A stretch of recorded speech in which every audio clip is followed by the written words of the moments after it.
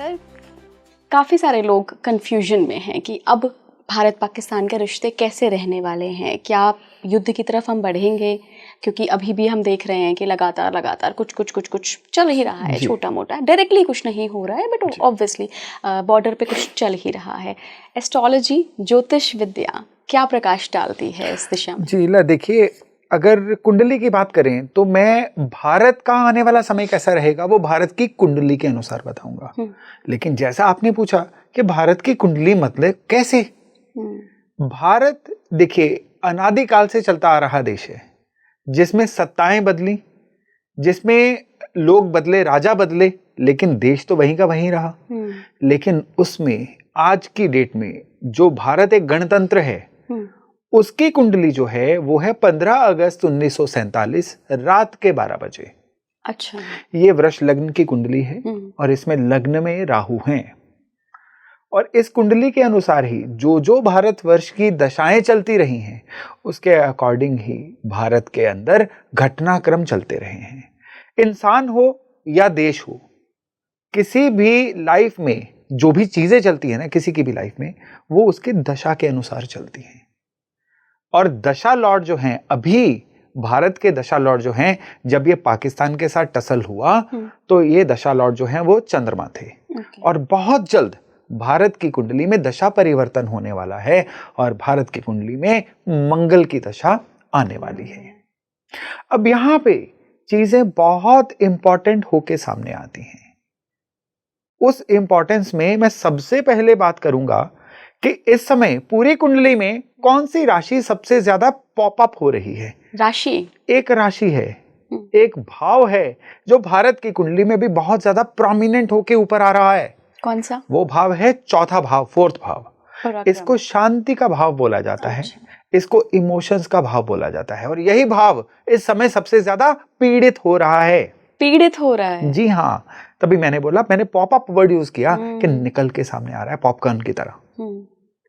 भारत की कुंडली में जो सिंह राशि है ये भारत की कुंडली के चौथे भाव में है।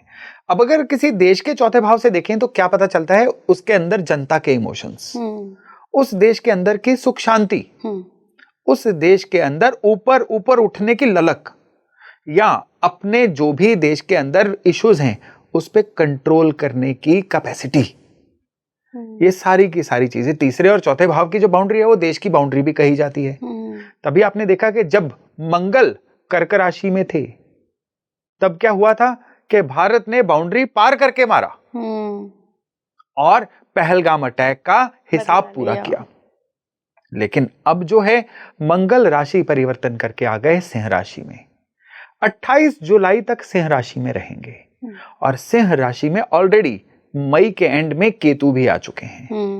और 51 दिन का ऐसा समय है 7 जून से 28 जुलाई के बीच में जहां पे मंगल और केतु ये दोनों एक साथ हैं। अब यहां पे ध्यान देने लायक बात है, बड़ी जबरदस्त बात है कि सिंह राशि अग्नि राशि। अग्नि जो होती है किस चीज के लिए मानी जाती है? गुस्से के लिए, जलाने के लिए, फायर एलिमेंट। तभी आप देखिए कि भारत के आंतरिक अफेयर में वैसे ही सिंह राशि है और भारत के आंतरिक अफेयर लंबे समय तक कब तक लगातार सही रहे? कभी भी नहीं। कभी वहां कभी यहां किसी ना किसी बात पे आंतरिक डिस्टरबेंस तो चलती ही रहती है, चाहे वो पड़ोसी देश द्वारा प्रायोजित हो।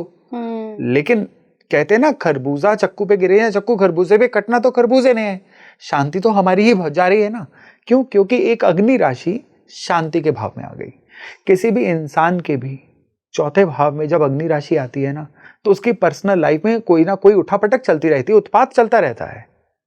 चलिए वापस इंडिया की कुंडली पे आते हैं। यहाँ पे अब क्या है, मंगल आ रहे हैं। मंगल क्या है? अग्नि ग्रह।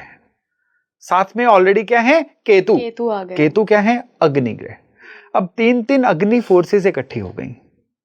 इसमें जो केतु हैं ये सर्जरी के कारक है, काटने के कारक हैं। केतु जो हैं ये हेडलेस वंडर कहे जाते हैं, यानी वो वाली ऊर्जा जो सोचती नहीं है, इंट्यूशन बेस्ड होती है, कर गुजरती है। इंट्यूशन तो केतु का बेटर पार्ट है ना। केतु जब बिगड़ने पे आता है तो बगैर सोचे समझे किए जाने वाला उत्पात केतु का होता है। और मंगल क्या है? मंगल जो है ये भी कहीं ना कहीं उत्पात का ही कारक है। जितनी लड़ाइयां होती हैं उसके पीछे मेन फोर्स मंगल होती है। और मंगल का चौथे भाव में आना मंगल के अच्छे एट्रीब्यूट्स नहीं दिखाता है, मंगल के नीच प्राय खराब एट्रीब्यूट बताता है।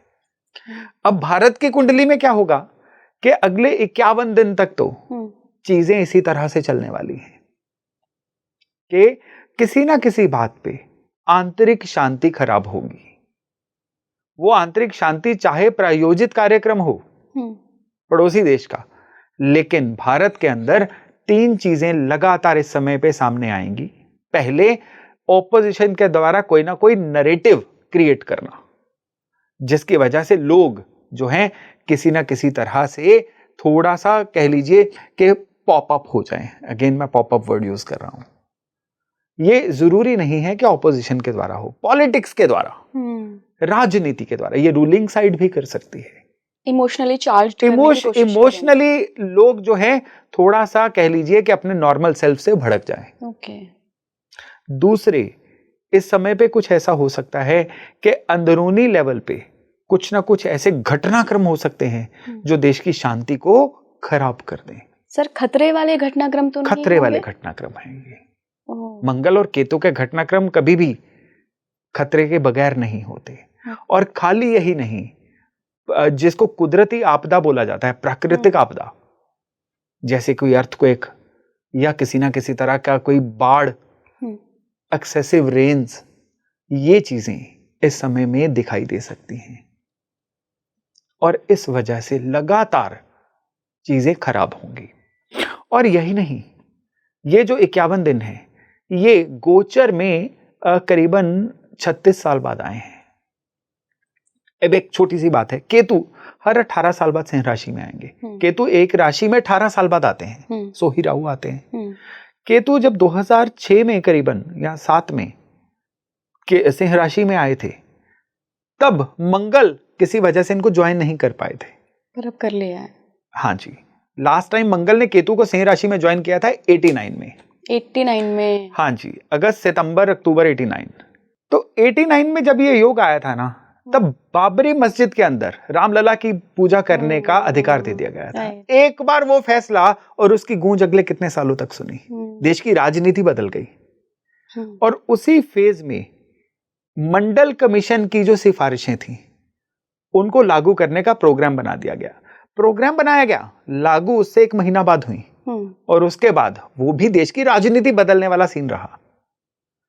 खाली यही नहीं, दुनिया के लेवल पे भी बड़े चेंजेस आए। चाइना में थाइनामिन स्क्वायर कांड, आज की जनरेशन को अगर नहीं पता है तो गूगल कर लें, जिसमें 3500 स्टूडेंट्स जो थे वो अपने जान से हाथ धो बैठे थे। चाइनीज आर्मी ने उनके ऊपर पूरे के पूरे फोर्सेस चढ़ा दी थी। ये भी मंगल केतु के सिंह राशि के दौरान हुआ।